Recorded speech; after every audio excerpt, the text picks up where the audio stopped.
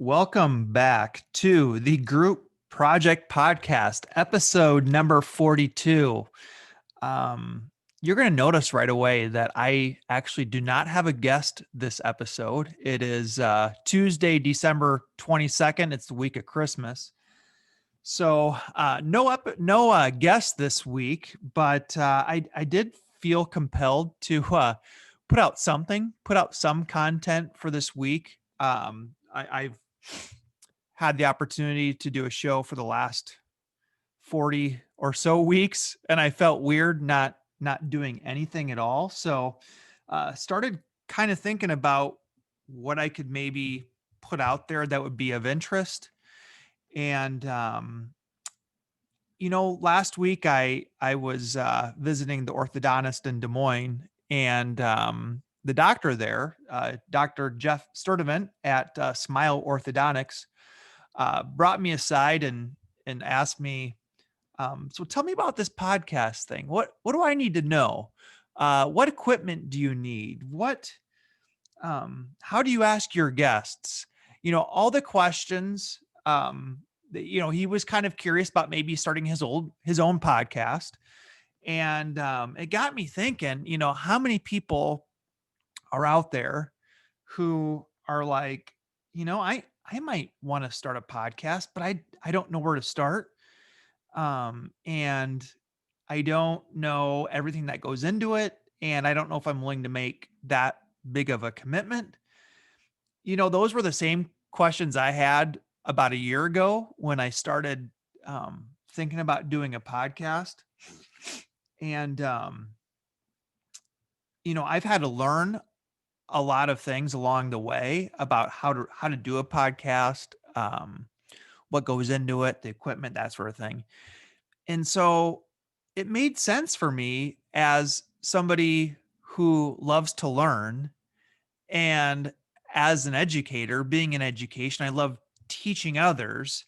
I figured it would make a lot of sense just to take some time, I don't know, 30 minutes or so, and just go over the things that I've learned this year about podcasting, and maybe answer some of the questions for you that you have if you're looking at doing your own show, or just curious what goes on behind the scenes. So before I dig into the top 5 things that and I've got 5 of them, I narrowed it down to 5. I just want to talk about why I started the podcast just briefly. I've always enjoyed listening to podcasts, mostly sports to start, I would say. But there are a couple of what I would consider personal growth podcasts that I've listened to over the last couple years that have really piqued my interest. Those two are one is the Tim Ferriss podcast, and the second is the School of Excellence podcast.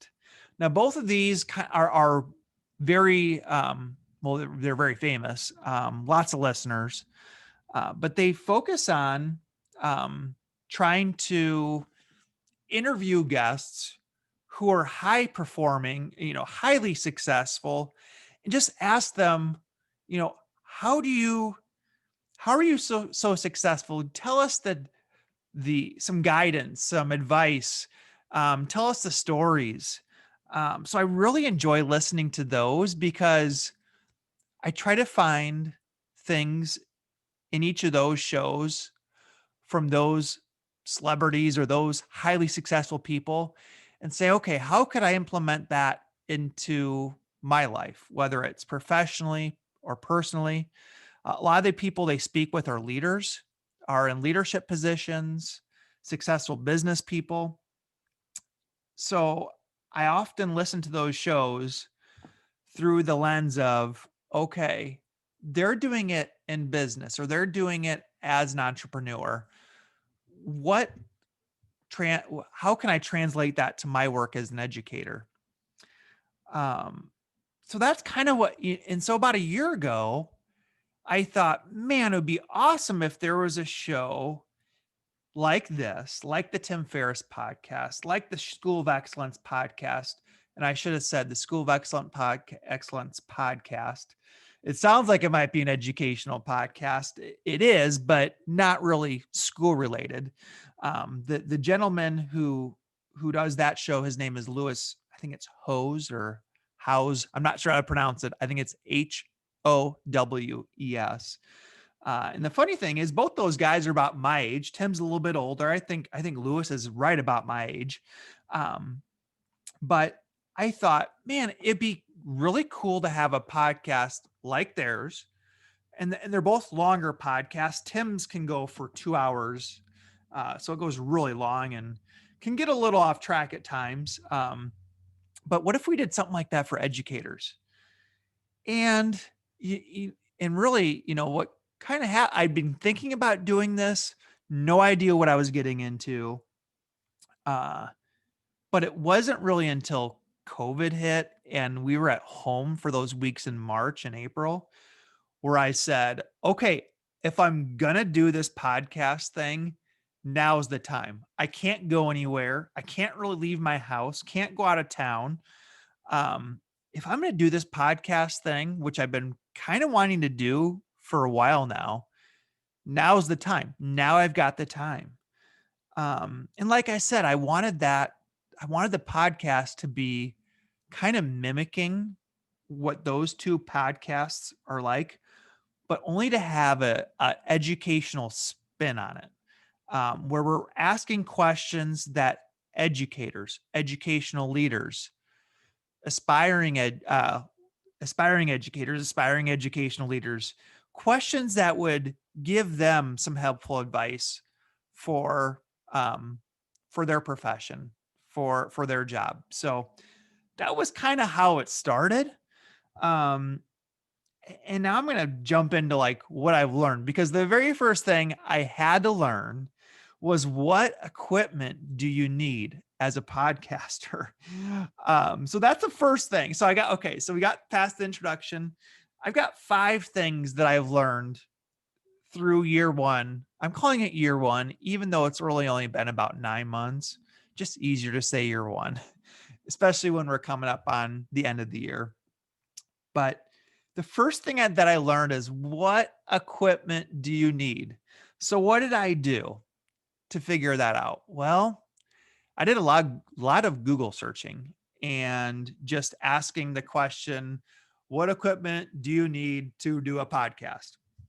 I also reached out to some of the people whose podcasts I listened to and asked, now, not the ultra famous ones, but the ones that were a little bit more accessible. And I just messaged them on Twitter. I think most of it was on Twitter, and just said, hey, love your show. What do I need to do a podcast? I'm curious, what equipment do I need? So that was that's probably one of the biggest things that intimidates the most people.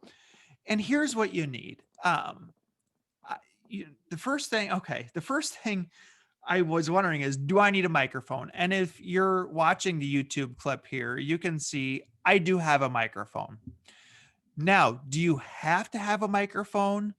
I don't think you do. I did the first handful of episodes. Well, I did use the microphone. I'll talk about the microphone here in a second. You could just use, if your laptop has got decent speakers and a decent camera, you can do a lot of podcasting from your laptop, quite honestly. Now, I did invest in this. It's called a Yeti Blue.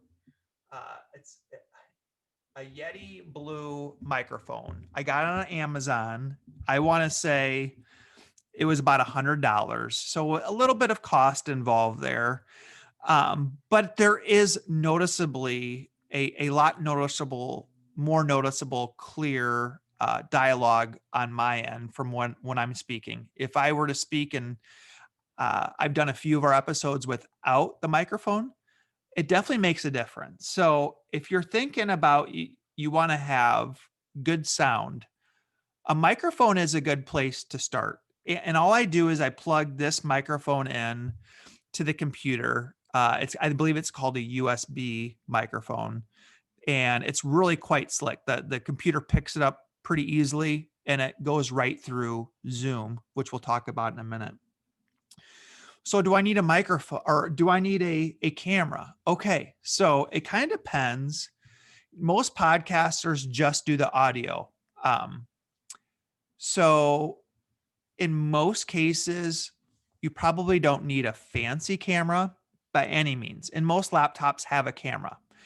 Now, the reason you do need some sort of camera is because the way I learned, and there's probably numerous ways to record a podcast. The way I was taught was to use Zoom. So a lot of us are using Zoom for meetings at work.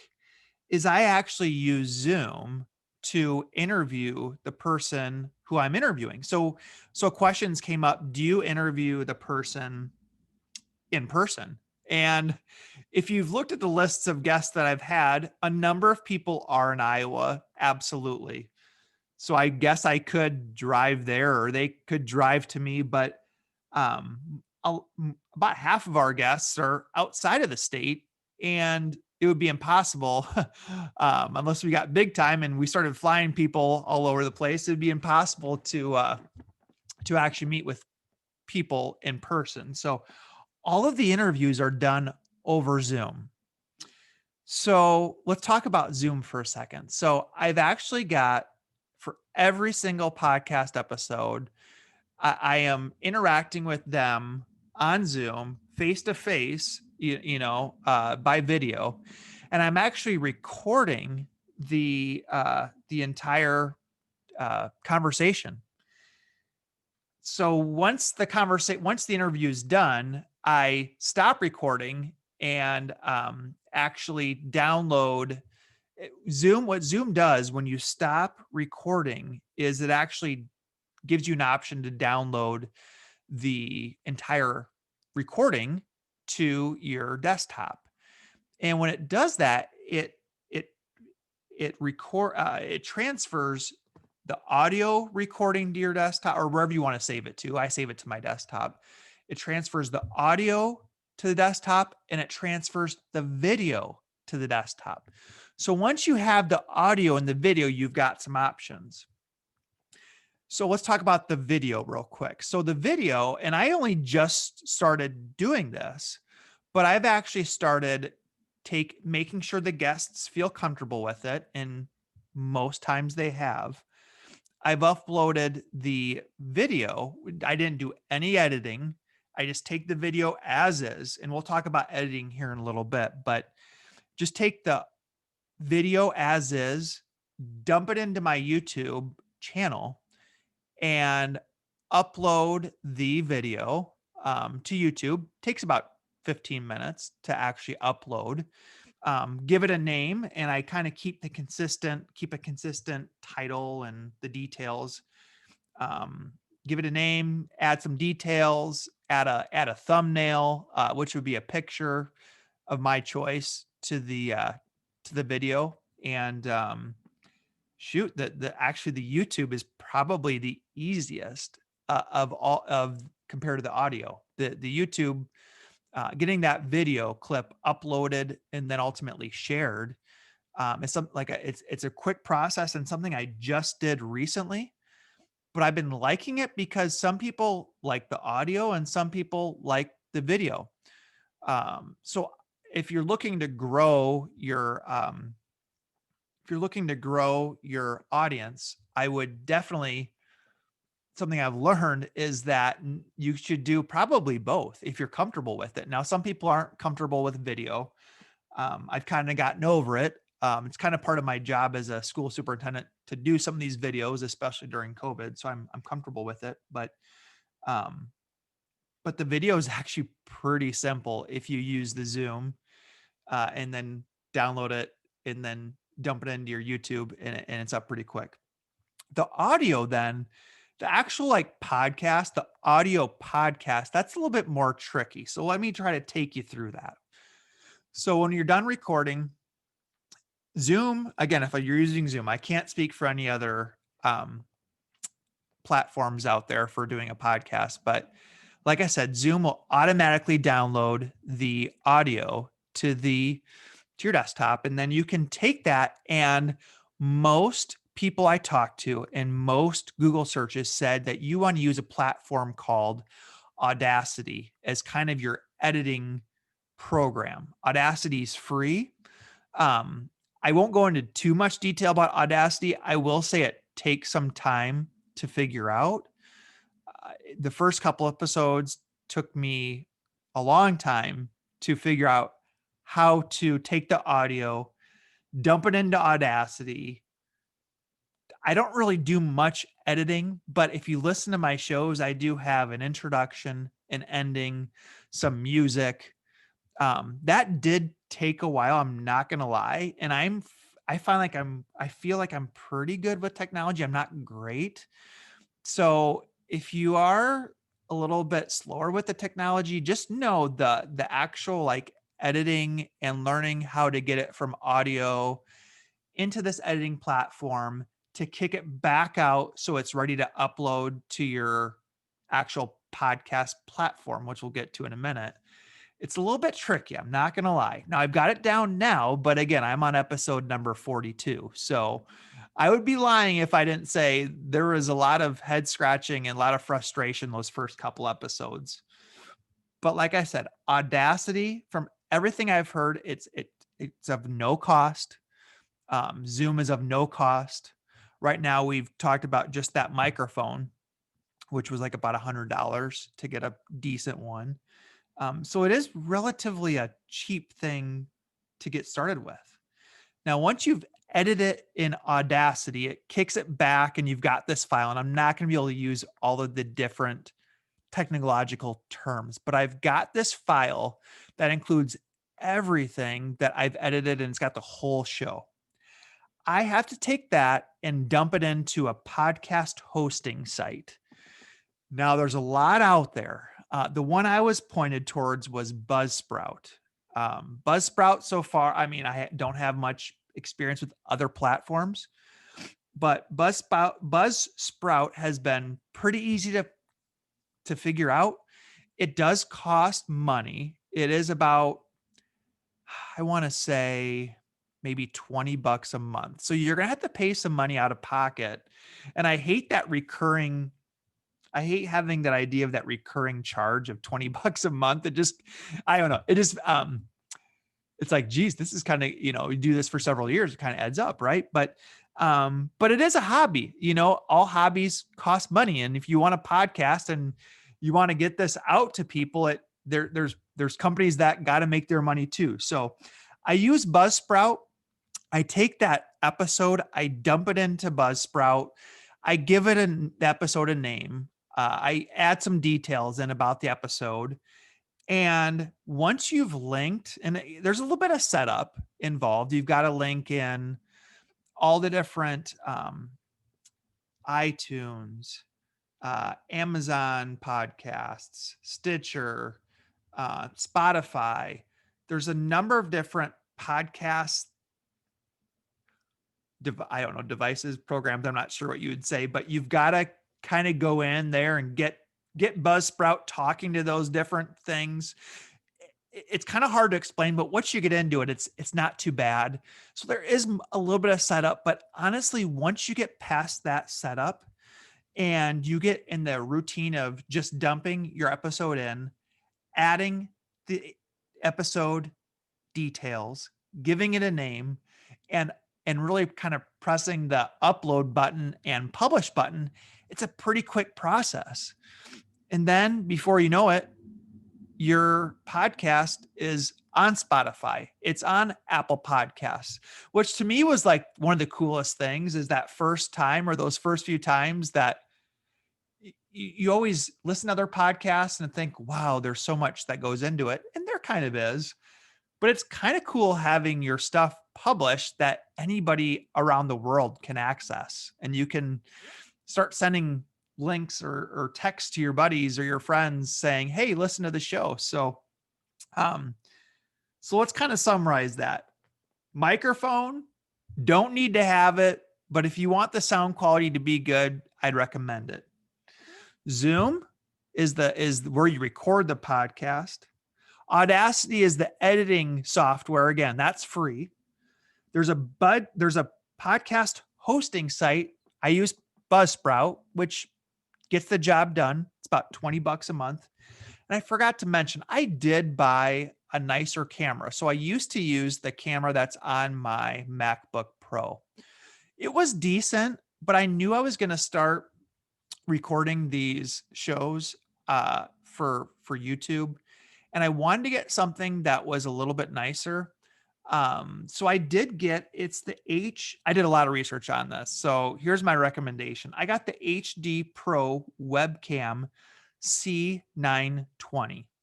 Not super expensive, but it was about $100. And that's, if you're watching the YouTube or the video for right now, that's the quality. I don't know. Again, I think it's on HD right now.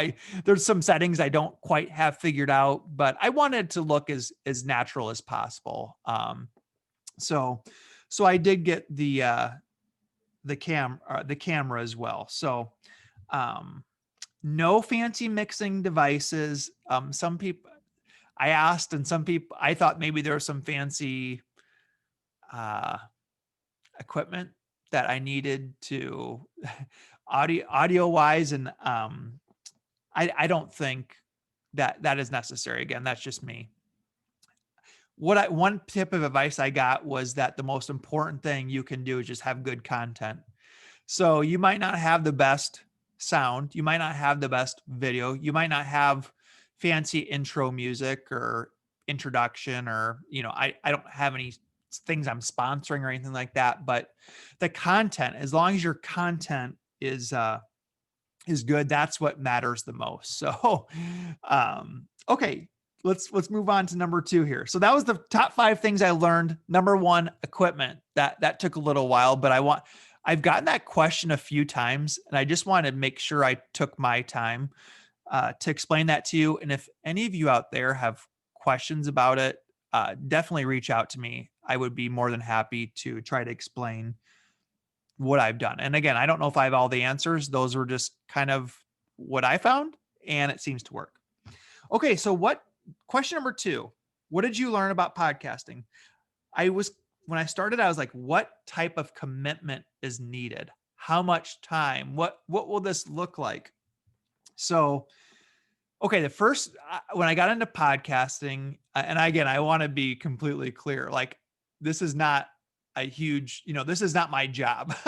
My job is a school superintendent. So this is kind of my side hobby. There are people, this is their job, and this is what they do all day. So I'm not, some people who are big time podcasters may have totally different answers than I do here. And honestly, I'm still learning, and I do not know everything, nearly everything there is to know about podcasting. But when I started it, I heard that, like, and I don't quote me on this, but I heard about 90% of podcasts don't last past 6 episodes. So if you're going to start podcasting and you're going to purchase some of this equipment and put the time in for those first couple episodes, it is real important that you are committing to at least giving it a good go. Because it's not, I'll get into it here in a little bit, but it's not super easy. You got to give up some time each week, depending on how often you record shows. So there are so many people, it seems like, that will do a podcast for a month or a few weeks, and we'll stop. So there are definitely some days, I do most of my recording at night. I've got the, full day of work. And then I usually try to set up my interviews for around 4:30 or 5 p.m. Kind of depends. I've had some East Coast interviews that they're 1 hour ahead, so that time works perfect. I've had some West Coast interviews, which is 2 hours behind. So that 4:30 time is probably pushing it. I have to push it back. I usually have to push it back, my time back, till about 5 or 5:30 or later.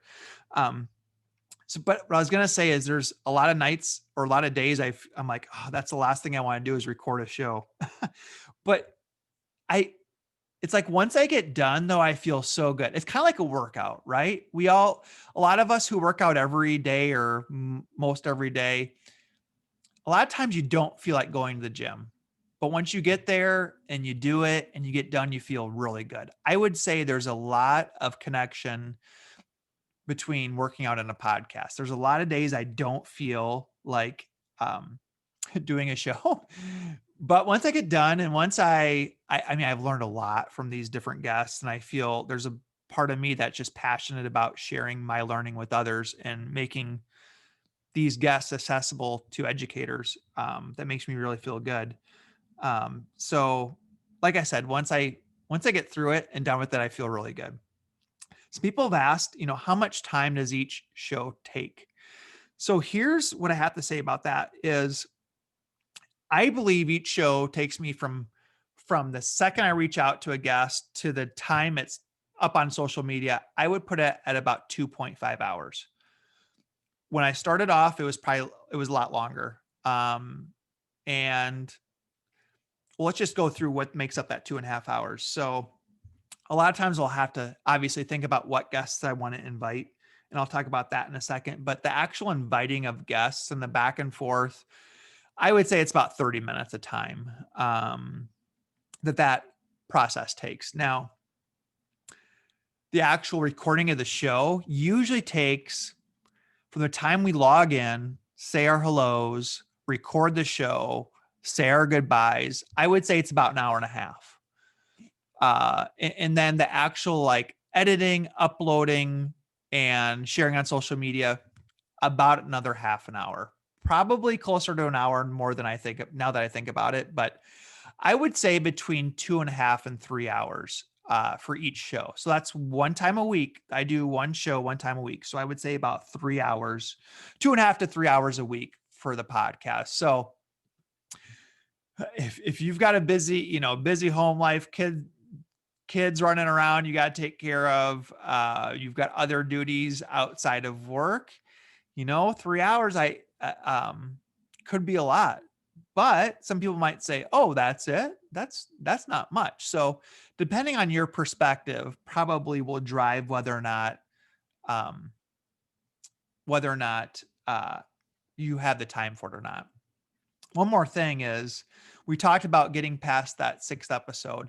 What I've heard from a lot of people is that they like to have consistency. They like to know, when will I get the next show? Is it daily? Is it weekly? Is it twice a month? So whatever you come up with, I mean, that's the advice I've been given, is try to get in a routine.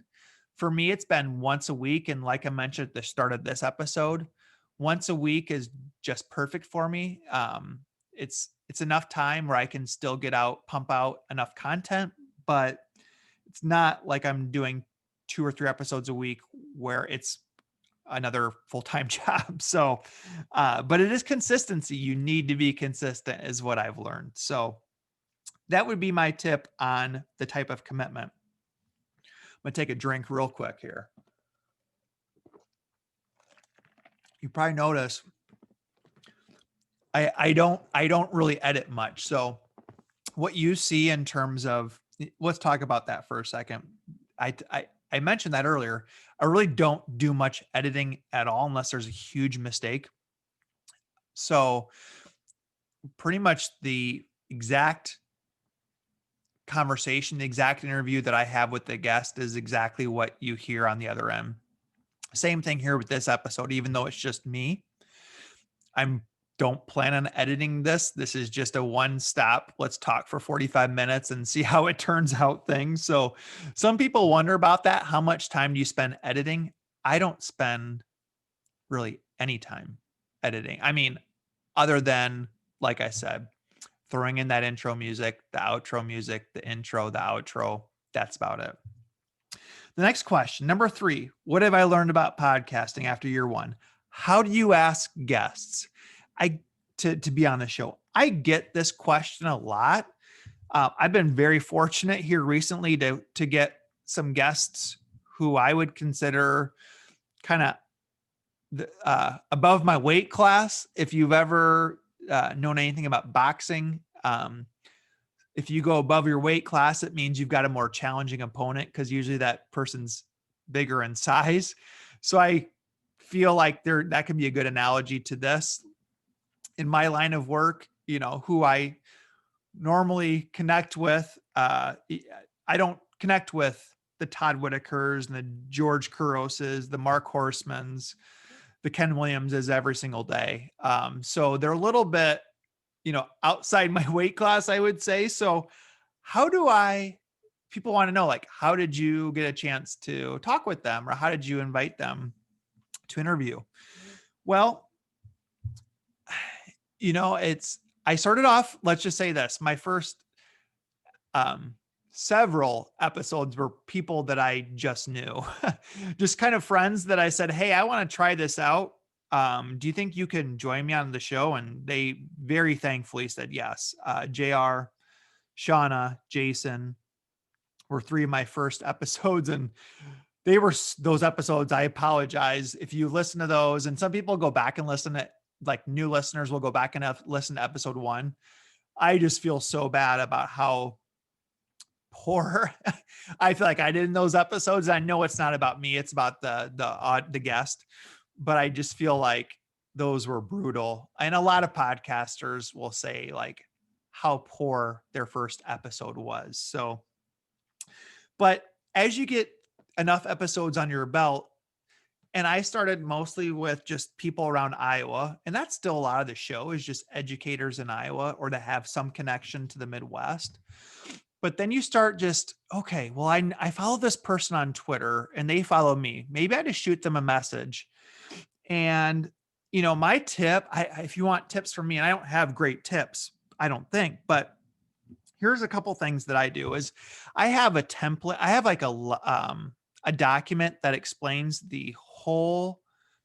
every step of the interview, like from before the show to the information I need, to the questions I'll ask, to the length of time, to the previous episode, link to previous episodes. I got all of it in one document, and I give them ahead of time to show that, okay, I've got this, I may not have the biggest name out there, but I'm pretty well organized and I'm not going to lead you astray.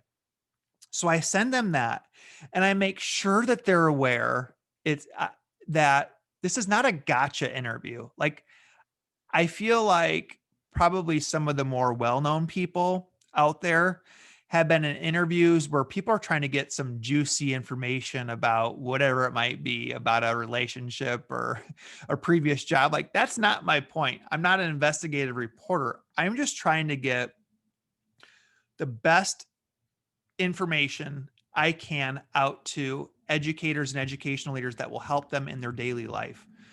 So I tell the guests, I'm going to give you as many softball questions as I can. And I just want you to hit home runs and just drop your knowledge on us and give us something that we can take into our daily life and get better because of what you have told us. So I try to tell them that up front. I think that makes them feel at ease about coming on the show.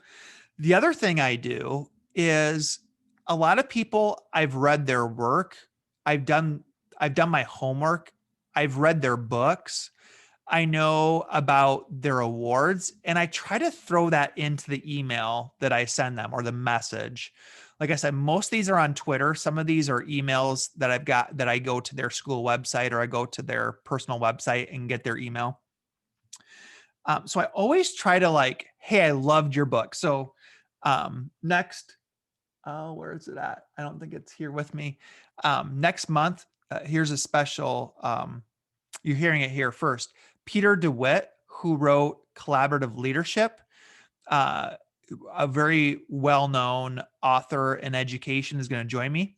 And when I emailed him, and I'm telling all the truth, I'm not making things up, but hey, our administrative team has been reading passages from your book, and we love what you have to say. Here's some of my key takeaways. And I list a couple different things. I would love to have you on the show and just pick your brain on a few of these items. Would you mind joining us? we can meet anytime in January you want. I will work around your schedule. Now, I don't know how other podcasters approach that conversation. I do believe there's something that can be said about being very polite and giving, here's the reason I love your work. I'd love to pick your brain. I'll meet with you anytime. You tell me when works for you. It seems to me like that approach is working well. Now there's a lot of guests that I've reached out to that are like way above my weight class that haven't responded or have said thanks but no thanks. I would love to have them on the show. So some of the people who I've reached out to that have said thanks but no thanks. James Clear, who wrote one of my favorite books, Atomic Habits, his publicist got back to me and said thanks but no thanks. Sean Johnson, I thought I could use that Iowa connection, the gymnast. She's got, 1 million followers on Instagram. Through her DM, no response. Sean, if you're out there listening, or if you know somebody out there if somebody out there knows Sean, hey, if you could put a good word for me, that'd be great. Brene Brown is another one I reached out to, haven't heard back from, but so obviously the approach doesn't quite work for everyone, but I will say I've had a lot more success than I ever thought I would have. If you would have asked me back when I started this, would you interview Todd Whitaker, George Couros, Mark Horstman, who wrote one of my favorite books, The Effective Manager?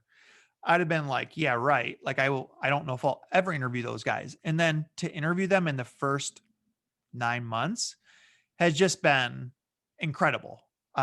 So some people have asked me, do you pay them? No, I don't pay them at all.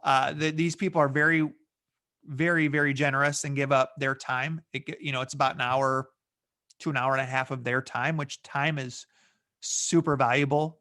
The older I get, the more I realize time is like the ultimate currency, right? More than anything. So, but I do not pay them. No. I don't even know, sometimes they will retweet or share the podcast. Sometimes they don't. I've learned that it's probably best not to pressure them to share the podcast, because everybody's got their own reasons for coming on the show. And you just want to make the guests feel as comfortable as possible. At least that's what I believe. So, also another thing I just want to throw in there is I'm sure there's some people who are listening out there who are like, well, geez, how come he doesn't invite me to be on the show? There's a lot of, I don't know. That's been one of the trickiest things for me to manage is I don't want anybody to feel bad if I don't ask them. I'm not trying to say I know more than you. It's not about that. I don't know. That's like, there's a lot of risks you take when you share any content, whether you're writing something or doing a podcast. My point is not to be like, oh, I know more than you, and here's why you should listen to me. Like, there's probably some people who are out there who are like that. I genuinely love learning and sharing what I have learned and seeing other people get better because of what I've learned and to implement it in their daily life. Like, that's why you become a teacher, right? That's why you become an educator, is because, hey, I know something. I want to teach it to you. And if you use that in your life, like that makes me feel good about what I'm doing. So what I'm trying to say is I'm not trying to make anybody feel bad. And I apologize. I know there's people out there who I've reached out to and said, hey, do you want to be on the show? And then something happens and I find another guest gets back to me and I just go with what I've got. So if you're out there and I have talked to you about coming, just reach back out to me and let's set something up. If I haven't reached out, like, again, it's just, I get different. Now I'm at a point where people throw me ideas and I'm going on leads and I'm trying to like mix it up between in-state and out-of-state people. Next month is 2 in-state and 2 out-of-state, I believe. But either way, no, it's 3 out-of-state, 1 in-state. So I'm trying to mix things up. So again, I just don't want, it's just one of the trickiest things about being in education and sharing your learning. And then that feeling like others are going to criticize you because you're trying to be arrogant about it. So I hope that comes across that I'm not trying to do that. Okay, so let's talk about, so three things I've learned so far. What equipment do you need? We've talked about. What type of commitment do you need? We've talked about. How do you ask guests? We've talked about. Number 4, what skills do you need? And this is kind of a tricky one. Like, you definitely need some technology skills. There are some tricky things with the computer and all this equipment that you need to have. You need to be outgoing, I believe. And here's the coolest thing I feel like is I feel like I have learned some incredible skills through podcasting.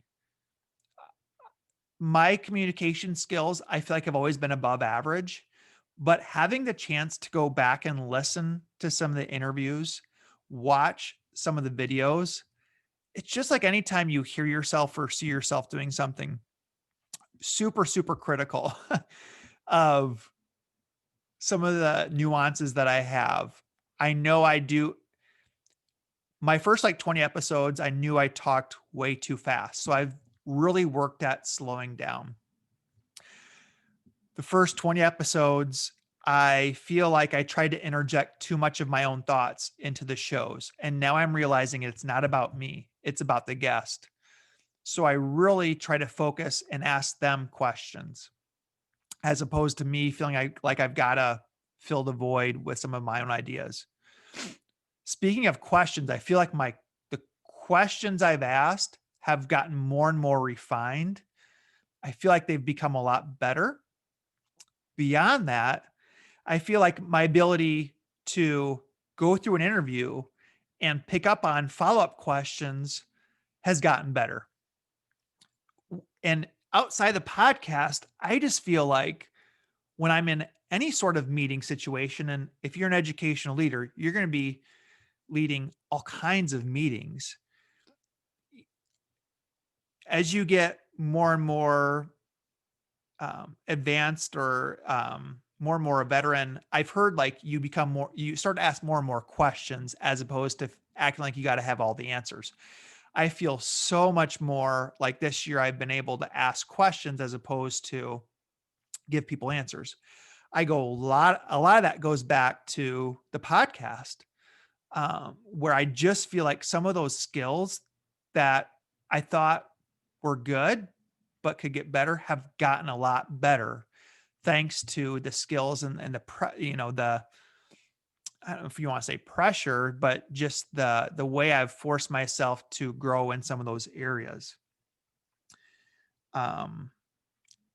So I guess one more thing is that, all these interviews are done over Zoom. I think if any of us go back to last March when COVID hit, we would talk about how unconfident we were in front of a camera or talking like this. Just having one of these each week and interviewing different people with different backgrounds. A lot of interviews, quite honestly, I'm nervous for. Being able to go push myself each week in those settings has really improved my effectiveness in the meetings that I have to lead on Zoom or these video conferences. So if you are looking at wanting to improve some of those skills and you have a passion or you think you have a passion for podcasting, I think it's a great idea to get started and just to give it a shot, because your skills, even if your podcast doesn't take off, and I'm seeing decent growth, it's definitely not been an overnight success. I don't know what you're going to call it, where you go from no listeners to like 1 million listeners like in a few months. It's not like that at all. It's a grind, but it's a fun grind, and it's a great learning experience. But it's just going back to what I was saying, like there's so many things, so many skills you learn from podcasting. So if you are an educator, educational leader, I could definitely see podcasting as a course at a high school, even maybe a middle school, as because you just learn so many skills that are going to be necessary for life in the next 15, 20 years. I don't know. I just think it's a great skill for people to have. It's tricky. It's time consuming. It's challenging. It pushes you, but there are some great skills that you pick up. So again, top 5 things I've learned from year 1 of podcasting. What skills do you need? And I don't know if I did a great job of answering that, but those skills that you do need, the communication, the being willing to put yourself on, challenge yourself, push yourself on a limb, technology skills, those will all they'll grow significantly if you go through the process of starting a podcast. And number 5, is it worth it? Is podcasting worth it? Such a tough question. In my mind, yes. Like I said,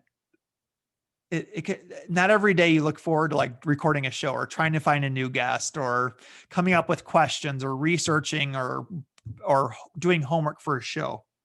But the end product is pretty cool. To be able to have something that is lasting, that you can look back at so many years down the road or share with others or teaching out the fact that you're teaching others. There's just so many more positives than negatives if you have the time and you have the commitment and you want to do something creative and kind of scratch an itch that you might have, whether it's about education or leadership, personal growth or cooking or fitness or whatever it might be. I think it's great. I really do. I could not be happier with this decision. People will ask me like, where do you find the time to do the podcast, do the website, do the reading, do the blogging?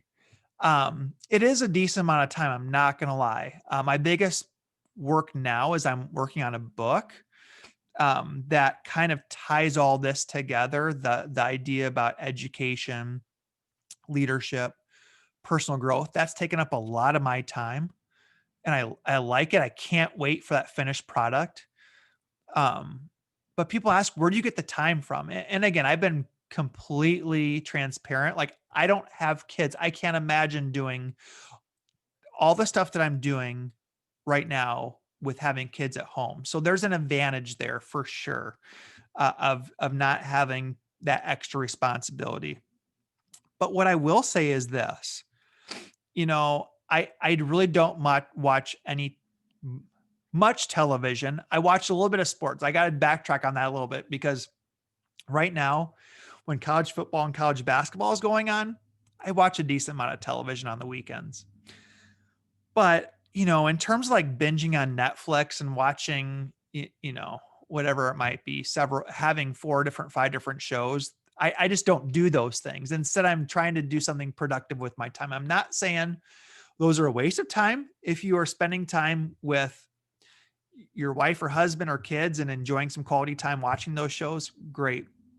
But if you're just kind of alone and watching those shows and every night you're watching 2 hours of shows, like in my mind, I made that shift a few years ago where instead of doing that, I'm going to pump out content and do stuff that I'm passionate about that will have a lasting impact. That's really where that time comes from, is I've tried to eliminate a lot of the Netflix, the binging, the television, as well as some of the social media browsing, and really focused on pumping out this work. And again, that's my one big takeaway to a lot of you is if you want to pump out content and do something productive, like there are options galore out there, and podcasting being one. But like I said, the question is podcasting worth it? I feel like even if this flops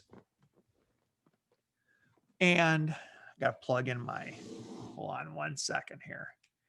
My laptop's about to die here. So even if the podcast flops, and it hasn't flopped yet, and even if the book flops, and even if, I get sick and maybe a year from now, I'll just say like, you know what, I've got other priorities in my life, not podcasting and not writing and not that sort of thing. But I still feel like through podcasting, some great valuable skills that I've learned that I would not take away. Some people ask, well, are you getting paid to do this? Or no, I am not getting paid to do this. I just enjoy sharing my learning and sharing all this with others. Down the road, if there's become some sort of sponsorships, I heard it's not, people who have done sponsorships say it's not much. It probably covers the cost of the website and the microphone and the video camera, but it's really not about the money. It's really about, kind of spreading the content. I do hope to do some public speaking when we get back, when we're done with COVID. And I feel like this might help get into that. But again, is it worth it? It's not about the money. It's not about, it's just about growing the passion of spreading the knowledge that I have, that I've been able to pick up, the guests, the interviews, be able to spread that to other people so they can learn alongside with me. And just like I said, just building up those other valuable skills that come along with podcasting. So, kind of a long-winded way of saying, those were the 5 biggest things this year that I've learned. And we talked about the equipment, the commitment, how to ask guests, what skills you need, and whether or not it's worth it or not. So again, didn't have a guest this week, figured let's give it a shot and let's just do a solo podcast. I would love to hear your feedback. If you thought it was great, let me know. If you thought it sucked, that's fine too. I always say, I want to hear true, authentic feedback. We cannot get better if we don't get that good feedback from people, on authentic feedback and being, critical, constructive comments. So let me know. Also, I've said it a number of times before. If you like the podcast, you enjoy the podcast, hey, drop us that 5-star review on Apple Podcasts. It helps people find the show. And it helps. I'm finding more and more when we Google search the Group Project Podcast or the website or the blog entries, they're popping up more and more towards the top, which is really cool. So, okay, I'm going to get out of here. My Iowa Hawkeyes are playing basketball tonight. I believe they play at 8 against Purdue. Go Hawks. So I want to make sure I watch that. But hey, I hope all of you have a wonderful Christmas. Have a wonderful winter break. Have a terrific New Year. We'll see if we have a show next week or not. I do not have a guest lined up, but maybe I will come back and do a second solo episode, or maybe if you have another idea for me, I will come back and do a show. We do have 4 awesome guests lined up for January, and I will share those with you here next week. So that's it for me. Have a great night, and I hope you enjoyed episode number 42. 42, or is it 41? I am forgetting right now. That's why we don't edit. It is episode 42 is what my notes say. I hope you enjoyed episode number 42 of the Group Project Podcast.